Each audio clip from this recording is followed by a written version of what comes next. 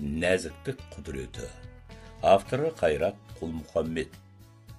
Асықтырып сейілге елі күміт, Алатаудың сипайтын желі күліп, жайлаудың бүлдірген теру үшін кетті жүріп сезім қыз, сері жігіт. Ұяң мінез аруды сүйіктетті, асқақ арман жігітті биіктетті, енді ғана бүлдірген терген олар ақ бұршақ жайлаудың құйып бетті. Екеуінен абыршу байқалмады, екеуінің бітпейтін айтарғаны, тасыған аза өзен өткел бермей, жігітпен қыз ауылға қайталмады. Жауған нөсер бермеді олар ғерік, жас жанға табиғаттан толар көріп, бөктерді бір ағаш үй бар болатын, паналады қыз жігіт соған келіп.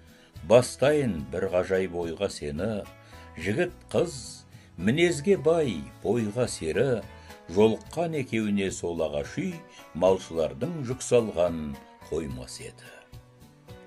Екеуі аңсап іштей бақыт таңды, жүрсек дейтін балтырлық татып мәңгі, әлденеге айналып босағада, төргеге қыз алаңсыз жатып қалды.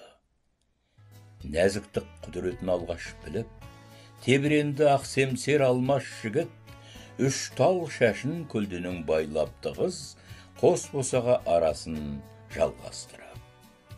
Кенеліп арнамыстың байлығына, білді жігіт көрген соң жайды мына, ал қалыңдық алаңсыз мызғып кетті, малынып сүттей әппақ ай нұрына. Жолына ырыс қонып бақ қараған, ізгі жасты сақталла жат жаладан, айна алайын қазақтың ұл қыздарай, ибасынан имандай аттамаған.